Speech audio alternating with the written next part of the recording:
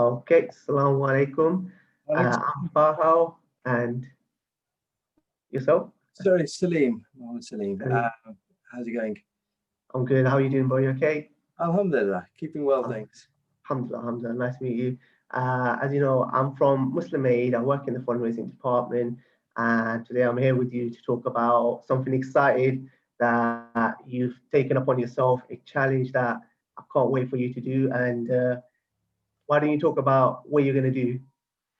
Yeah, well, when was it? Back early this year, before COVID started, I think it was. I came part of a dinner hosted by Ajmal and Palmer's Green Mosque, MCEC. They were doing a fundraiser which really touched my heart for Yemen. And this was a raising funds for a water system, if you like, for the community. So not necessarily just wells, but a proper a reservoir-based system here, where it's helping, hundreds and thousands of people in Yemen, building a long life solution for them to, obviously everyone knows about the disasters and the people there. So a real good humanitarian project, which needed some big support, and for me that was something that I've always wanted to do, something for the Yemen cause, and this really, I've worked for Muslim Aid before, and I thought, yeah, this was the one that was going to spur me on to do something to help these people, obviously less fortunate, and also make me do something that I can hopefully, suffer a little bit as well, just to go through this, the challenges in terms of what they're also facing. Obviously nothing near what they're doing, but I wanted to do my little bit and raise some money to, and give others the opportunity to also help raise their money to support this worthwhile cause. Yeah, mashallah, like you said, I was actually at that dinner as well, so I didn't get to meet you on the day, but alhamdulillah, we're here. Allah's brought us together and with the cause, and you're right, this cause is so important, especially for the people of Yemen and the importance that Yemen has in Yeah. as well. And this project itself is so important for the communities because we will be targeting rural areas where it's very difficult to get water or to even build long-lasting water wells. But these reservoirs are helping the community so much, like the effects that it's having for the community. Because what these reservoirs do is they keep the water within these big areas, like the size of, let's say, two swimming pools or three swimming pools. That's how big these reservoirs are. And what they do is they contain these waters all year round. Every time it rains, they put the water together and they filter it for the people to drink. So it's long lasting. So it's really helping with these more rural communities. So that's the project that you're doing, and I'm so glad that you've taken upon yourself to take a pledge to take this challenge. Why don't we talk about the actual challenge that you're going to be taking up on? Yeah, it's so I reached out to you guys to pick a challenge for me and see what we can do that can work. Obviously, these were quite limited given the whole COVID scenarios, because I was quite open in the situation there. And in the end, I think we've bottomed it out to a run, a 10-mile run. I thought it was 10K initially, but yeah, a little detail there, looking at the details there. So, and that's going to be especially challenging. I think we've got the run. It's not exactly the best time of year as well. We're coming up to the end of October, and I've just seen, the rainy time and the cold and all the rest of it. So it's going to be a little bit more challenging than I thought it was going to be. But yeah, 10 miles, 16 kilometers through some trail. I think we're looking at through a park, and I've had a quick look at it beforehand, and it's going to be a big test, because I think the biggest that I've done so far is 5K this year. I haven't really gone out too much. I started to do some running and training beforehand, and we haven't had much time to prepare as well. So it's going to be a bit of a mental challenge as well. But inshallah, the people, with Yemen in mind, and the people and the support, yeah, that's the main thing I think that's going to drive me through.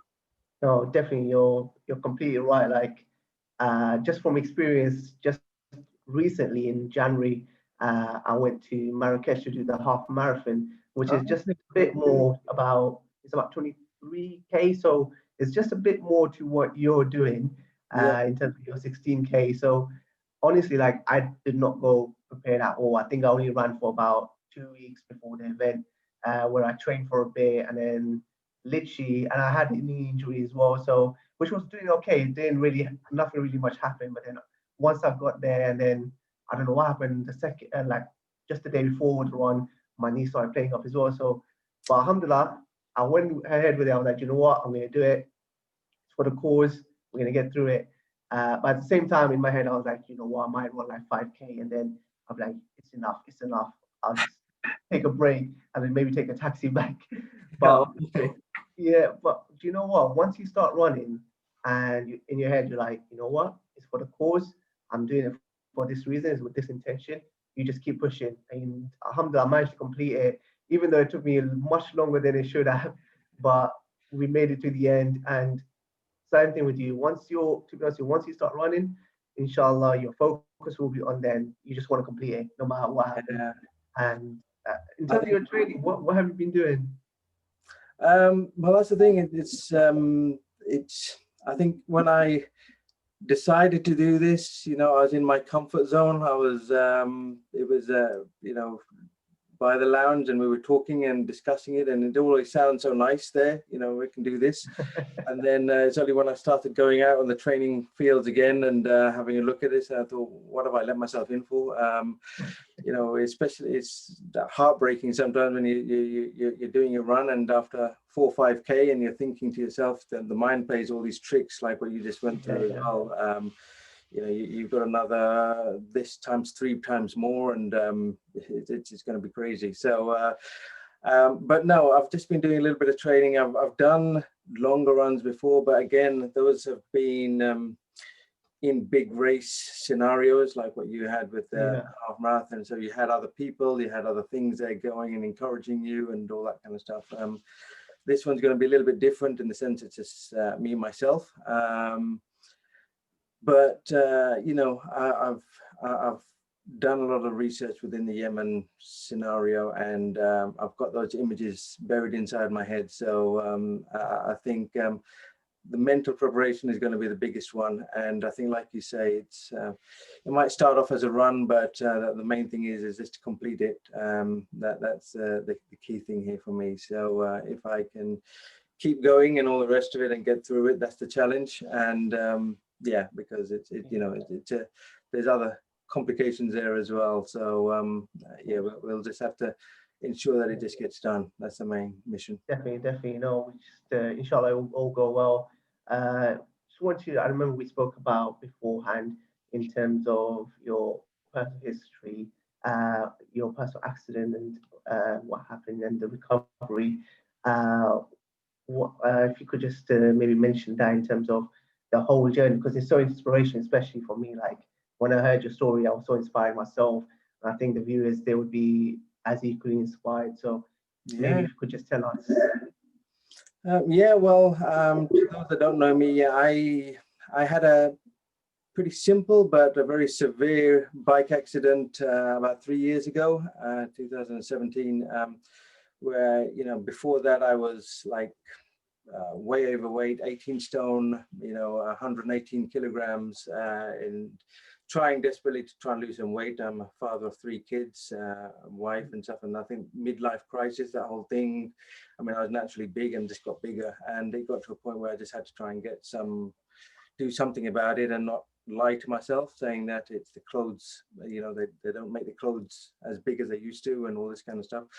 But then, as what normally happens when you're trying to do something good, something what I thought at the time bad had happened, and I had a bad accident. Just tripped over the bike. Nothing bad in terms of road traffic accident or anything else. I was on a mountain bike, tripped over on a curb, and basically landed flat on my face. Went head over the handlebars and onto the pavement. I broke my skull, had neuro damage, you know, whole face was pretty much smashed, and my body landed on top of my neck and it broke my neck. So for those that know, C3, C4, and the fifth and the sixth vertebrae in my spinal cord, the spine actually went into my spinal cord, which basically meant me as an incomplete kind of quadriplegic. I was paralyzed essentially from the neck down. So on top of all the head injuries and the other things there, I couldn't, it was instantaneous, and it's something that, you know, I was conscious at the time, but then very quickly started to lose my breath, my breathing and everything else was going, blood, you know, all over. And long story short, you know, I was told that at the hospital, I was told I was not going to be able to walk again. I was lucky to be able to breathe and eat unaided because of all the complications that had gone on in my throat. I couldn't swallow initially, and they were, you know, drip feeding me and all this stuff. Spent a period of time in intensive care. As a result, I've had now clamps, titanium clamps, put down all through my neck. My head, if you look inside me, is all titanium plated now. This is amusing for the kids because it's like a RoboCop Terminator kind of scenario inside here. So they had to cut all open, reseal it, do it all. And then, you know, I was getting used to a life of not being able to walk again. You know, that was it. And obviously from a personal point of view, there was a big shock to the system. But, you know, this is where my faith kicked in as well, because it was such a freak accident. I thought it has to be another sign. It has to be, you know, these things we plan and other plans. And, you know, he's the best of planners. So there must be a reason behind it all. And I left it in his hands. You know, if this was the way it was meant to be, this is it. I've been a big faith believer before, and he's never let me down. And yeah, I think you know, 3 months, just under 3 months after that, I started to get a twinge and feelings coming back in my leg. The left leg started working, the right leg slowly after started working. At that point, I knew that, you know, this is it, and I was like a man possessed, trying to get my recovery working again, because the doctors basically said that you've got 2 years to show your full recovery, and that was the key point for me there, that I was going to try and get as fully recovered as possible within those 2 years. And from there, I was training even in the hospital bed after I remember with the operations and things that I was going, I was still up and down with the physios, demanding the physios to come over and do things and work. And it was like a newborn kid again, because even though I knew what I was doing, my body was still not responding because the nervous system was still affected. So I'm having to retrain myself to walk, to move, to hold a pen even, you know, all of these things to go get out of bed, do things. It was such a surreal experience, but as a result, alhamdulillah, you know, I've managed to make a full recovery. I don't know, but still my right hand side of the body is still weaker than the left hand side due to the nervous system. But you know, I'm much, I dare to say, fitter than I was perhaps before the accident, simply because the discipline and what it's taught me, you know, and being grateful. And one of the things I've told, you know, I'm thinking to myself all the time is, you know, I've managed to make such good progress over the last 2 years, simply every day being in the gym. You know, I maintain the job, I've got the kids, getting up early. It's become a must for me. It's become a lifestyle thing that I go to the gym, I do some exercises at least once a day, because of the gratefulness that I've got. You know, we've been given a body, and every time I think to myself that there's somebody in that hospital bed who would wish that we could do what we are doing now, being able to move, being able to walk. And that's been one of the big things that has asked me to, you know, to give back now, in terms of charity, in terms of events, in terms of doing things. And that's one of the key things for this event as well. I do a lot of work now with Wheel Power and backup disabled charities, and obviously now with Muslim Aid, I'm picking different things where I can just be grateful for and try and give back, because when you've been on the brink, it's been another eye opener, and it's sad that you have to sometimes be on the brink to realize these situations. But you know, as I said, it all happens for a reason, and this is what I'm thinking. No, definitely.